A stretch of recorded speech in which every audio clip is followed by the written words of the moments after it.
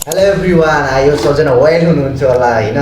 दिनभरिको कामको थकान बेलुकातिर यो काम पनि गर्नुपर्ने लाइफमा फर्स्टचोटि कहिले पनि नगरेको काम तर हामी थाहा छ नि हरेक कुराहरू लर्निङ चाहिँ गर्न सिक्नुपर्ने हुन्छ लाइफमा होइन यो चाहिँ फर्स्टचोटि गर्दैछु एउटा कुरा मैले यो के मेसेज दिन खोजेको भन्दाखेरि होइन यो म काम गर्दाखेरि नेपालमा अधिकांश मान्छेले भन्छ यो नेपालमा काम नै छैन हामी बेरोजगारी भएर बसेको कामै छैन भन्दै आज हुन त म पनि अनइम्प्लोइमेन्ट हो होइन म पनि कुनै रोजगार पाएको मान्छे त होइन तर पनि मलाई के महसुस भयो भन्दा आज आएर फिल होइन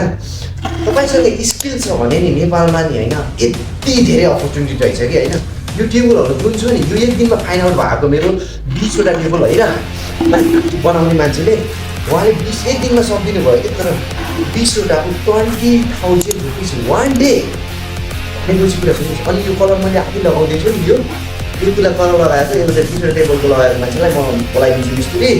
10,000 एक दिनमा सकाइदिनु भयो भन्नुभयो कि होइन तिमी पाउँदैन भनेपछि होइन सर यो एकछिन मलाई सिकाइदिनुहोस् मैले त्यो गर्न सक्छु होला भनेर आई क्यान डु एकछिन ट्राई गरेर हेरौँ भन्ने भयो अनि ट्राई गरेर हेर्दाखेरि यो त एकैचोटि 1 2 3 4 5 6 7 8 10वटा त को त झन्डै लगाएर भ्याउन सकिसकेँ क्या मैले होइन समथिङ आधा घन्टामा है यो कुराहरू भनेपछि अनि 10,000 रुपिस त त्यो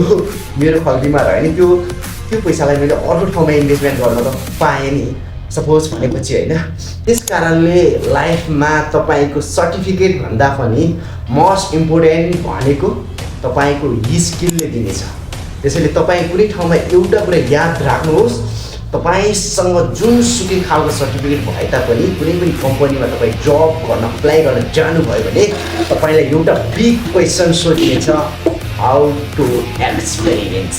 भन्ने क्वेसन तपाईँको प्रमुख हुनेछ तपाईँको सर्टिफिकेट पछाडि राखिनेछ टेबलको अगाडि होइन पहिला तपाईँको एक्सपिरियन्स कति छ भन्ने प्रश्न जसले पनि सोध्नेछ त्यसैले सर्टिफिकेटमा मात्र फोकस होइन स्किलमा पनि फोकस दिनुपर्छ र बिग अपर्च्युनिटी जुनसुकै ठाउँमा पनि हुनसक्छ माइ डियर फ्रेन्ड्स सो हामी चेन्जी चियाबाट मैले यो भिडियो बनाउँदैछु